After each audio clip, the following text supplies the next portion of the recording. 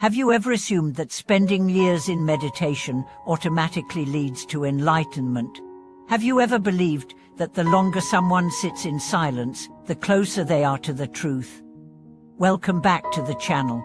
If this is your first time here, welcome to a space where we question appearances and uncover what true cultivation really means. Today, we are going to expose one of the most misunderstood beliefs in spiritual practice, the assumption that duration equals attainment. Elder Shalan, a revered figure in the monastic tradition, offers us a piercing insight. It is not the length of time that matters, but the depth of transformation. We live in a world obsessed with counting days meditated, hours spent in retreat, years in robes. But the Dharma doesn't count time, it weighs sincerity. It measures presence.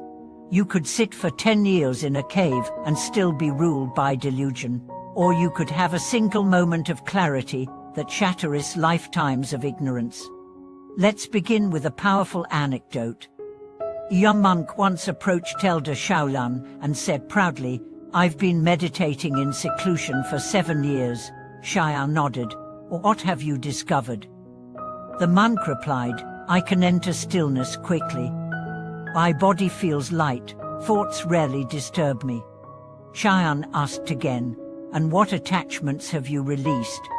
The monk was silent. "If you haven't let go of anger, pride or fear," Shaolan said gently, "then you were merely sitting, not cultivating." That single statement encapsulates the heart of true practice. Meditation is not a performance. It is not endurance. It is not spiritual athleticism. It is the art of returning again and again to awareness, to compassion, to wisdom. If you sit for hours but emerge more judgmental, more rigid, more self-satisfied, you are not awakening, you are rehearsing ego. True cultivation is invisible.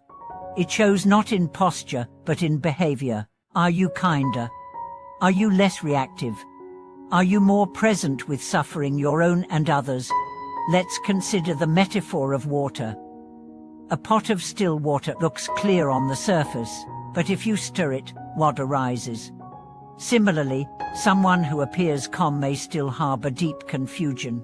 Real clarity is not the absence of movement, it is the ability to remain aware even when movement occurs. This is why Elder Shaolan emphasized heart practice. He would ask practitioners, when your pride is touched, how do you respond? When you're ignored, do you shrink or get angry? When no one sees your effort, do you still practice? These are the real tests. Not how long you've meditated, but how deeply you've softened. Not how still your body sits, but how freely your heart moves. Let's explore another story. A practitioner once spent 8 years in retreat. When he returned, people praised him. He gave lectures, wrote books, and gained followers. But he also became arrogant, intolerant of those less disciplined. A child once disturbed his meditation, and he yelled. A student asked a question he thought was naive, and he mocked her. Word reached Elder Shaolan, who simply said, "If your retreat made you forget compassion, then it was a prison, what a path." This kind of insight invites us to redefine success in spiritual life. The Buddha didn't praise those who sat the longest, he praised those who saw clearly. Clarity can arise in a moment or take lifetimes, but it never comes from pride. Shaolan often said, "The truly cultivated person makes others feel safe." That means you don't weaponize your practice. You don't judge others for not meditating. You don't cling to identity as a practitioner. You simply embody the Dharma. So what does real practice look like? It looks like listening deeply when someone speaks. It looks like pausing before reacting. It looks like smiling without needing a reason. It looks like forgiving even when you're right. It looks like holding space for someone else's pain. And yes, it also looks like sitting in meditation, but with humility, with awareness, with the willingness to meet whatever rises. Elder Shaolin was known to walk among lay people quietly, asking them about their lives. He believed that wisdom doesn't sit on mountains, it walks in markets. It weeps with the grieving, it laughs with children. In one story, he visited a temple where a monk had meditated for 9 years. Curious, he asked the monk, "Do you still dream?" The monk said, "Yes, sometimes I dream of teaching millions." Shaolin nodded, "Then your mind still seeks fame. Keep sitting." That wasn't a condemnation, it was a compass pointing back to the inner work still to be done. You see, dreams of enlightenment can become obstacles, even spiritual goals can inflate ego. The moment you think, "I'm almost there," you've wandered. Real awakening is marked by humility. The more you see, the less you need to say. The more you understand, the gentler you become. Let's reflect on your own journey. Are you measuring your worth by how long you've practiced? Are you comparing your path to others? Are you mistaking spiritual experiences for spiritual maturity? It's okay. The ego is subtle, but the Dharma is compassionate. It welcomes every return, no matter how far you've strayed. So how do we practice correctly?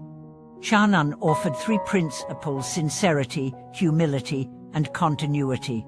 Sincerity means showing up with your full heart. Even if you only meditate 5 minutes, do it with presence. Humility means remembering that everyone is your teacher, the rude driver, the crying child, the co-worker who triggers you. They all reveal your edges. Continuity means not giving up. The path is long, but every step counts. Don't wait for perfect conditions. Practice in your kitchen, in your car, in your grief, in your joy. And above all, remember, awakening is not an achievement. It's a return to simplicity, to compassion, to truth. Elder Shaolin once said, "A quiet mind is good, but a loving heart is better." Aim for both, but start with love. So the next time you see someone boast about years of meditation, bless them. But also ask yourself, have I become more tender, more open, more real? Because in the end, no one will ask how many hours you sat, they'll ask how you made them feel. Did your presence soothe or sharpen? Did your words heal or harm? This is the true measure of practice. Thank you for watching this video. If it offered you insight or clarity, please like, subscribe, and share your own reflections in the comments. How do you define cultivation? What lessons has your practice revealed?